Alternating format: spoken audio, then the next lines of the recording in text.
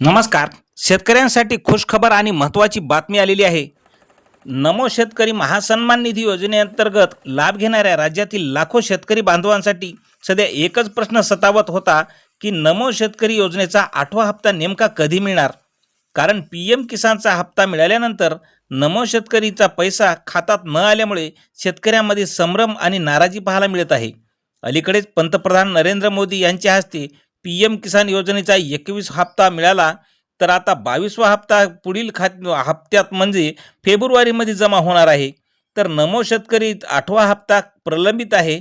तर मित्रांनो, 10 ते 15 दिवसाच्या आत नमो शेतकरी योजनेचा हप्ता वर्ग खात्यामध्ये नेहमीच केला जात असतो. पण 1 महिना सव्वा महिना उलटून गेला, पण अजूनही शेतकरी चिंतेत आहेत की हप्ता का आला नाही. तर राज्यात सध्या सुरू असलेल्या महानगरपालिका निवडणुका आणि निवडणूक आयोगाने महाराष्ट्रातील 29 महानपालिकासाठी निवडणूक कार्यक्रम हा जाहीर केल्या वाटल्यामुळे 15 जानेवारी 2026ला मतदान आहे, 16 जानेवारी यांचा निकाल आहे आणि त्यामुळे राज्यातील आदर्श आचारसंहिता लागू आहे. यामुळे सध्या फेब्रुवारीपर्यंत नमो शेतकरी महासन्मान निधीचा 8वा हप्ता मिळणार नाही, अशी माहिती आज समोर आलेली आहे. तर मित्रांनो, अशाच माहितीसाठी आपल्या चॅनलला सबस्क्राईब करा. धन्यवाद.